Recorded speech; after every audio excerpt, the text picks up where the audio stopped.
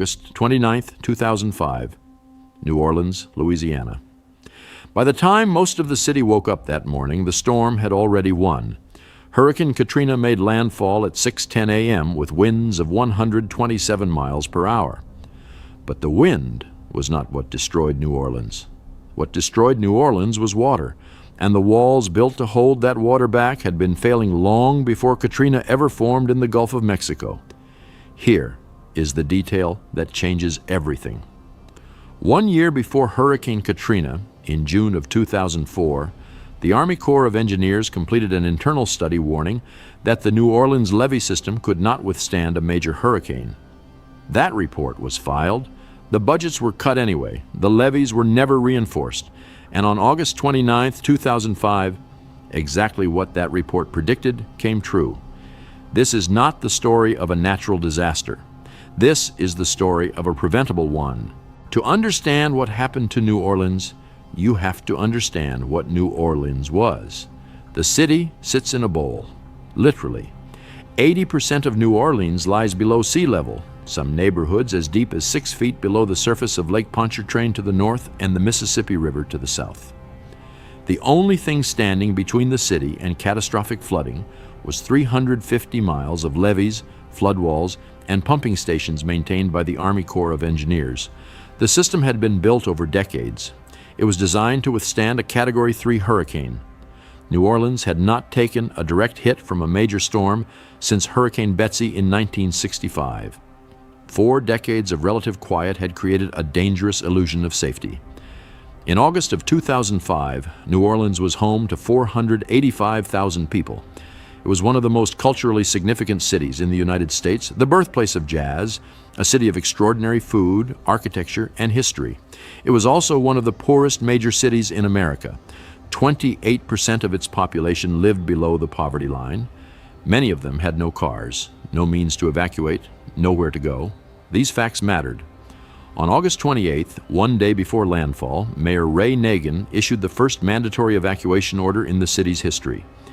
But for tens of thousands of residents, that order came with no plan, no transportation, and no realistic way out. August 23, 2005, Tropical Depression 12 forms over the Bahamas. At this point, it is a minor weather system. The National Hurricane Center is monitoring it, but projections suggest it will remain weak. No evacuations, no warnings. Business as usual across the Gulf Coast, August 25, 2005. The depression strengthens into Tropical Storm Katrina, and then, within hours, into a Category 1 hurricane. It crosses southern Florida, killing 14 people before entering the warm waters of the Gulf of Mexico. What happens next is the product of those warm waters. The Gulf of Mexico in late August 2005 is running at record-high temperatures. Katrina feeds on it. Within 24 hours of entering the Gulf, the storm explodes in intensity. August 27th, 2005. 48 hours before landfall, Katrina reaches Category 3 status, then Category 4. Then on the morning of August 27th, it becomes a Category 5, the most powerful classification on the scale. Maximum sustained winds of 175 miles per hour. The National Hurricane Center issues an unprecedented warning. A direct hit on New Orleans at this strength would result in their exact words, human suffering incredible by modern standards. President Bush is briefed at his ranch in Crawford, Texas. FEMA Director Michael Brown is briefed. Louisiana Governor Kathleen Blanco declares a state of emergency. Mayor Nagin hesitates on the evacuation order for another 24 hours, a decision he will spend the rest of his career defending. August 28, 2005, 24 hours before landfall, Mayor Nagin finally issues the mandatory evacuation order at 9:30 a.m. But the contraflow plan, the system that converts inbound highway lanes to outbound to accelerate evacuation, is not activated until hours later. By the time it is running at full capacity, it is Sunday afternoon. The storm is less than 18 hours away. For those with cars, the highways out of New Orleans become parking lots stretching for 100 miles in every direction. For those without cars, an estimated 100,000 people, the city designates the Louisiana Superdome as a shelter of last resort. It was designed to hold 10,000 people. Before the storm makes landfall, more than 26,000 people are inside it. The building has emergency supplies for 3 days. Nobody in city or federal government has a plan for what happens on day 4. Nobody. August 29th, 2005, 6:10 a.m., Hurricane Katrina makes landfall near Buras, Louisiana as a strong Category 3 storm.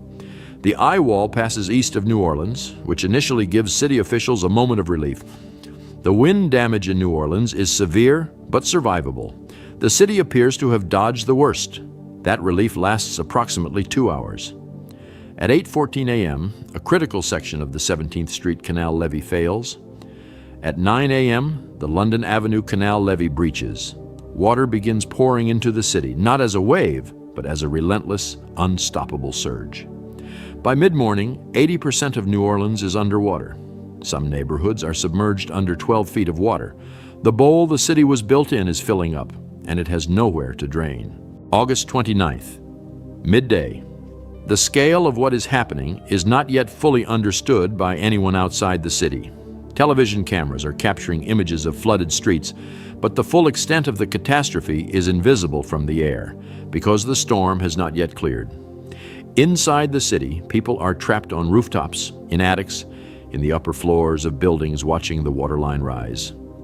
In the lower 9th Ward, one of the lowest lying and poorest neighborhoods in the city, entire blocks are submerged. People who stayed behind because they had nowhere to go are now fighting for their lives in water that is toxic with sewage, chemicals, and debris. The 911 system is overwhelmed and then fails entirely. People are calling from rooftops with cell phones running out of battery, giving addresses to operators who have no way to dispatch help because there is no help to dispatch. August 29th, afternoon, FEMA Director Michael Brown sends an email to his press secretary. The email, later obtained by investigators, asks for advice on what to wear for a television appearance that evening. At the same moment, thousands of people are drowning, suffocating in attics, and dying of heat exhaustion on rooftops across New Orleans. President Bush, still at his ranch in Crawford, receives a video briefing from the National Hurricane Center warning him the levees may fail.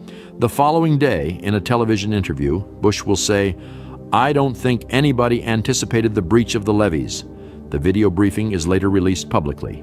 It directly contradicts that statement. August 30th, 2005. The flooding is now at its maximum extent. 80% of the city is underwater. The Superdome has lost power, lost plumbing, and is operating in 100-degree heat with 26,000 people inside. The roof is damaged, rain is coming through. There is no food resupply. There is no clear evacuation plan. Outside the Superdome, thousands more people have gathered at the Ernest N. Morial Convention Center. Nobody told them to go there. No government official designated it as a shelter. They went there because it was dry and because they had nowhere else to go. By August 30th, an estimated 19,000 people are at the convention center with zero food, zero water, and zero government presence for the next 3 days. August 31st to September 1st, 2005. The images reaching the rest of America are almost incomprehensible. Elderly patients dying in wheelchairs outside hospitals, bodies floating in floodwater on major streets, a man standing on a roof with a hand-painted sign that says, "Help." The United States of America, the wealthiest nation in human history, is watching its own citizens die on live television and cannot get help to them. FEMA has still not formally requested buses for evacuation. The buses that will eventually arrive are school buses from surrounding parishes. Not federal assets, not a coordinated federal response. Local officials and ordinary citizens organizing themselves because the system has completely collapsed. When the floodwaters finally receded, a process that took 43 days, what was left of New Orleans was unrecognizable. 1,833 people were confirmed dead. The true number is believed to be higher because hundreds of people were simply never found. 300,000 homes were damaged or destroyed. 1 million people were displaced across the Gulf Coast, the largest displacement of Americans since the Dust Bowl of the 1930s. The economic damage exceeded $125 billion, making Katrina the costliest natural disaster in American history at that time. The lower 9th Ward lost 80% of its population permanently. Entire streets that had been home to generations of families were simply gone. Many never came back. The population of New Orleans, which stood at 485,000 before the storm, fell to 230,000 in the months following Katrina. 10 years later, it had only recovered to 390,000. Some neighborhoods never recovered at all. And Michael Brown, the FEMA director who asked his press secretary what to wear while people were drowning, resigned 10 days after the storm. President Bush, standing in Jackson Square on September 15th, promised the city would be rebuilt. The speech was delivered in a city still without power, still without running water, still counting its dead. The congressional investigation into the federal response to Hurricane Katrina produced a 700-page report with a title that said everything. It was called A Failure of Initiative. The report identified catastrophic failures at every level of government, local, state, and federal. It found that FEMA had been systematically weakened in the years following its absorption into the Department of Homeland Security after 9/11. It found that the National Response Plan was so poorly understood by the officials responsible for executing it that it was essentially useless, but the deepest failure preceded the storm by years. The Army Corps of Engineers report from 2004 was not the first warning. Engineers and scientists had been warning for decades that New Orleans was a city waiting to be destroyed. A 2002 series in the Times-Picayune newspaper, 3 years before Katrina, outlined in precise detail exactly what would happen if a major hurricane struck New Orleans. The flooding, the failed levees, the trapped populations, the inadequate evacuation. It was all there in print 3 years before it happened. What was missing was not information. What was missing was the political will to spend the money to fix it. In the year before Katrina, the Bush administration cut the Army Corps of Engineers budget for the Southeast Louisiana Urban Flood Control Project by 44%. The Corps had requested $105 million. They received $40 million. The levees were never brought up to standard. The storm came, and the rest is the most preventable catastrophe in American history. There is a house in the lower 9th Ward of New Orleans that still has a waterline mark on its exterior wall, 8 feet above the ground, a horizontal stripe of grime and discoloration that records exactly how high the water rose on August 29, 2005. The family that lived there never came back. That waterline is not a memorial. Nobody designated it as one. It is just what happened when a city built below sea level was protected by levees that the government knew were not strong enough, and nobody fixed them in time. 1,833 people died in Hurricane Katrina. Most of them did not die from the wind. Most of them died from the water, and the walls that were supposed to hold that water back had been failing on paper, in reports, in budgets, and in congressional hearings for years before the storm ever formed over the Bahamas. This has been Ground Zero.